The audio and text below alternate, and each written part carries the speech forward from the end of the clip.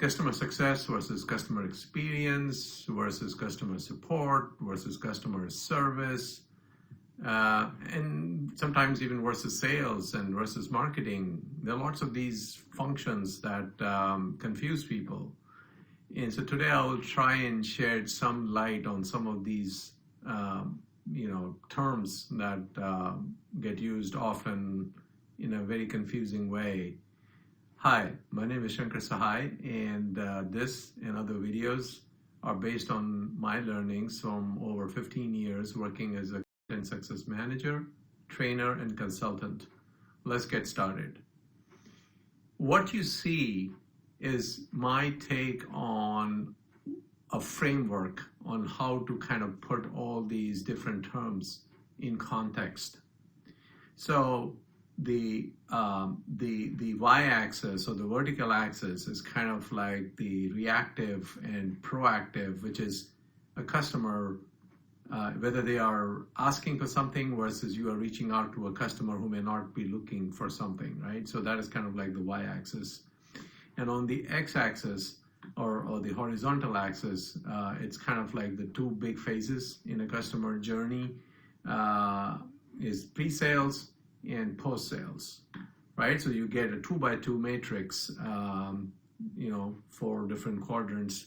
And so we're gonna kind of focus more on the post-sales side of things, but anyway, I'll just kind of quickly touch upon the pre-sales aspect of it. So sales, as anyone knows, is kind of one of the most important steps, and that is when the customer is trying to buy your product, and there could be many different milestones along the way. And I'm not going to go into sales in any level of detail because sales is a huge topic by itself.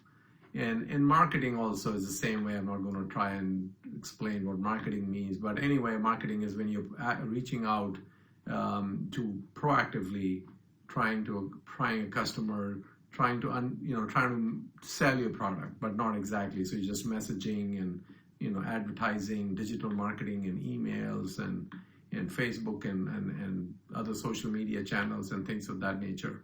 So that is kind of like this side of the 2x2 matrix. We're going to focus more on the other two sides. So first, I would actually like to talk about support. Or customer service, which is, again, as I said, is post-sales, and it's reactive, and it's very people-focused. It's based on issue resolutions and ticket closure, and basically a customer service rep or a customer support rep is working with a customer in a customer-facing role, trying to resolve an issue that the customer is having. So everybody understands what that is.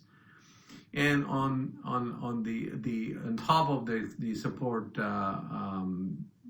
box is the success box, which is kind of when you're working with the customer in a post-sales role, mostly proactively, but it also could be reactively.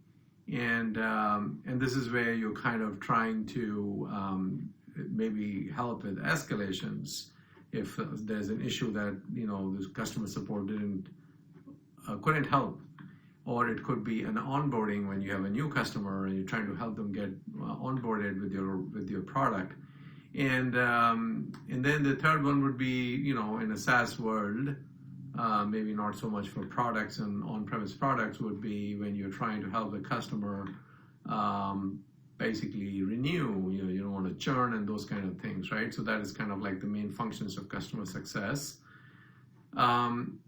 And so success, support, sales, marketing, all of this together, all these boxes are kind of on the canvas of customer experience, which is basically the entire journey of a customer when they don't even know they might buy a product, right? So when they might be doing discovery or what have you. So all of this put together is basically customer experience. So once again, just to wrap up this video really quickly, customer experience is everything. It encompasses everything. And this is from the perspective of a customer, because there could be lots of sales and marketing and success activities which may not be directly related to the customer, but that might be on the product side or some data analytics supporting those kinds of other things.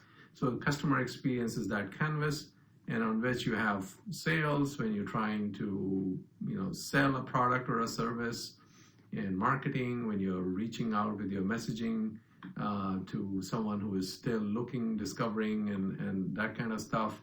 And then support, like we talked about, for issue resolutions if something is not working right or just questions.